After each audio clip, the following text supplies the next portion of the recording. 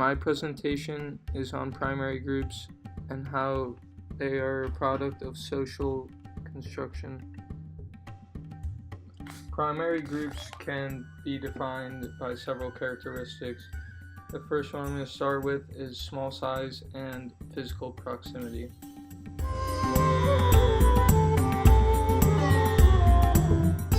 One example of this characteristic is family. This picture shows my family comforting my younger brother. They do this because of the physical proximity they have had with my brother and how we have built a relationship with each other over the years due to us living under the same house. This photo is also a picture of family. Having dinner with one another puts you in the closest proximity that you could possibly be in. Having every night sitting at the table surrounded by the same people builds a bond, and it builds a primary group. This is a photo of my high school baseball teammates. The reason it's a primary group is because of our proximity to each other over the course of 4 years. Through baseball and through school, we spent practically every single day together for a great amount of time, and that created a primary group because the social constructs of physical proximity is what leads to the creation of a primary group. This fourth photo also displays the characteristic of small size and physical proximity. This photo is depicting a group of people at a local restaurant who seem to know each other well and are comfortable with one another. This could be from their physical proximity to each other, considering they go to the restaurant quite often and see each other. The small size of the people in the photograph could also hint to it allowing them to get to know each other more personally. Another characteristic of primary groups is similar ends. This is when a small group of people come together because they are trying to reach the same goal. They see the way to get there similarly and both have the same purpose and know what they are trying to achieve. This first photo is a picture of the Boston Red Sox after they won the World Series.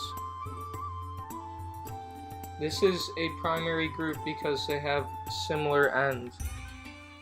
These men are from all over the country, all over the world, but they came together to come in close relationship with one another because they had a similar goal, and that was to win the World Series.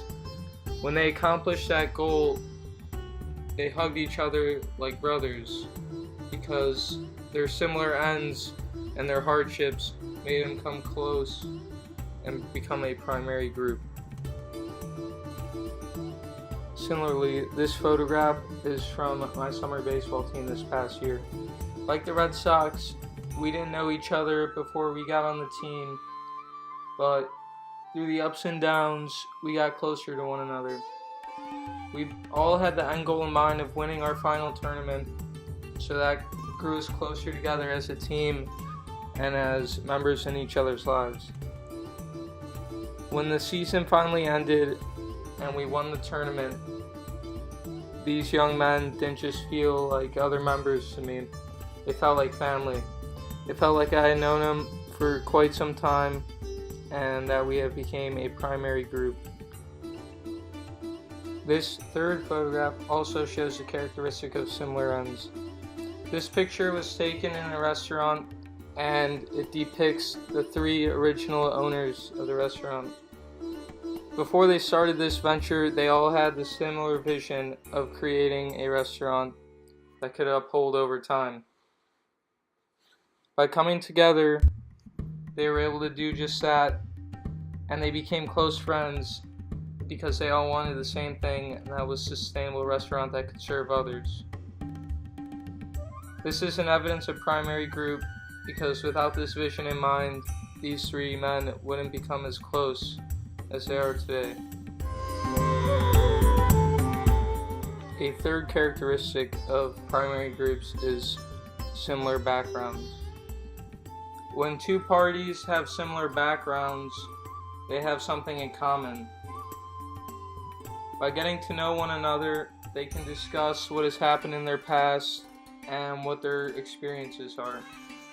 By having similar backgrounds, it is easier to get to know a person and accept them and grow with them. This photo displays similar backgrounds. These men all came to the same spot for lunch on the weekend, but they didn't know each other. One day, they decided to start talking to another, and it became tradition to meet up there every weekend. This created a primary group where they all became close friends. If it wasn't for their similar background of all going to the same spot on the weekend to get food, they would have never met each other, and they would have never gained the friendship and trust in one another that they have now. This photograph also displays a primary group. It is of myself and my teammates volunteering at a youth baseball camp. These kids have a background in baseball and a love for the game. I also enjoy baseball greatly, so we come from similar backgrounds.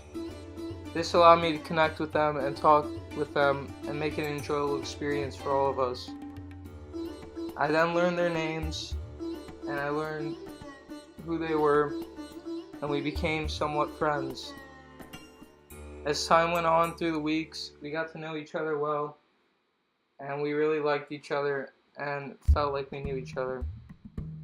This was caused by our similar backgrounds, and it created a primary group. My 10th and final photograph also displays the characteristics of similar backgrounds. It is a photograph of the lines outside Gillette Stadium where thousands of Patriots fans are waiting to get in the gates. They all grew up knowing and loving the Patriots and shared that love with their friends and their family, and now they are a primary group sharing it with each other because of their similar backgrounds. This social construct created the primary group of Patriots fans, and even though there's a large number, they are all still with each other. The characteristics of small size and physical proximity, similar ends, and similar backgrounds are what socially construct primary groups. These characteristics allow people to come closer and to know each other and to treat each other like family. The bonds that are shared through these characteristics are what create the sociological term primary groups.